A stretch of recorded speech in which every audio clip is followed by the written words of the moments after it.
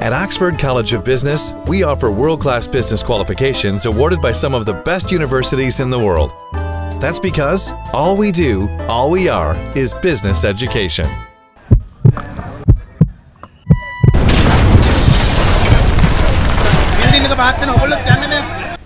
A part of the Excellency, a reception hall situated adjacent the Savoy Cinema Hall in Charlemont Road, collapsed this morning while 50 workers were still engaged in construction activities on the 7-story building.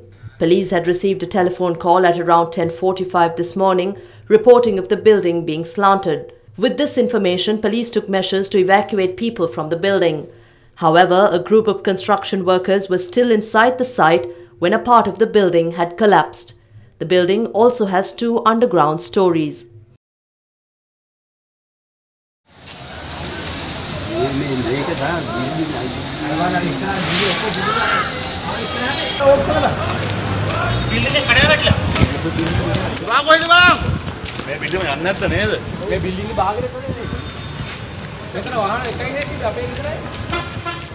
A massive joint rescue operation commenced immediately with the collaboration of the Army, Police, Fire Services Department and area residents.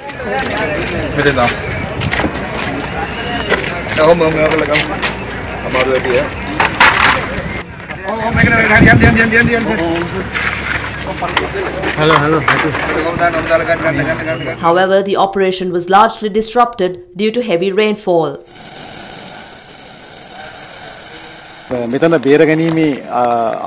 We are trying to rescue the last person who is alive here.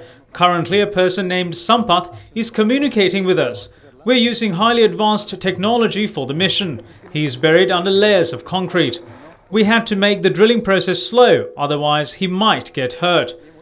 There might be others buried here, but we are not sure and none of them are alive anymore.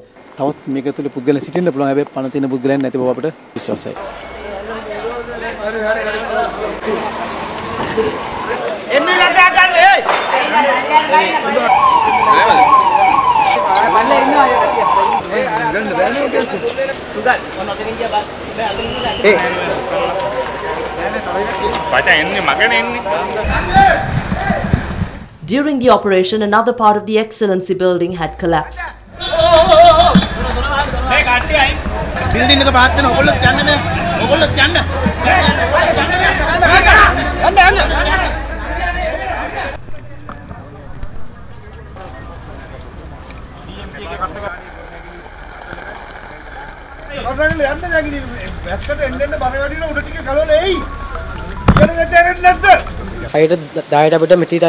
At around 10 a.m, we noticed how the building began to slant. Then we ran in different directions to get out of the building. There are 2 persons trapped inside. It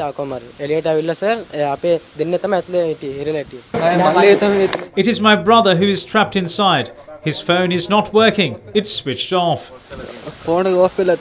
There are 2 of our people trapped here. We can hear them calling for help.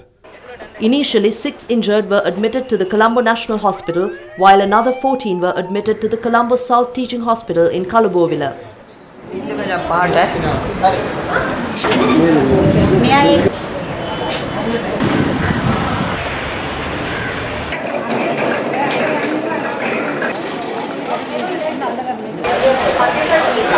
Meanwhile, the management of the Savoy Cinema Hall evacuated moviegoers present at the premises. However, the reason behind the collapse is yet unknown. Wellawatta police has launched investigations into the incident. Meanwhile, officials attached to the National Building Research Organization also visited the site this afternoon. Preliminary investigations reveal that construction activities were undertaken by hired workers and not by professional building constructors. Residents had also expressed opposition regarding the construction of the building for a while now.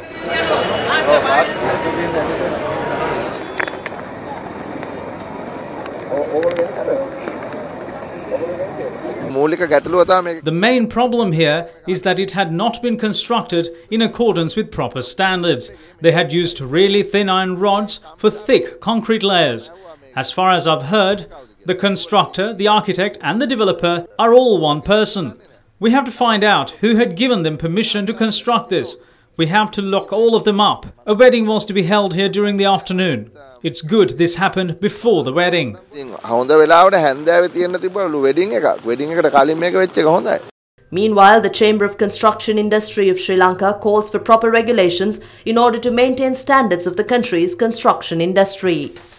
The problem is the Construction Industry Development Authority cannot function without the required regulations and rules. Construction Industry Chamber have been pressing the Ministry and the SEDA to have the required regulations passed. For the last 1 year, we have been unable to do that. Without the regulations in place, even SEDA can't perform building more than 3 stories and with public access.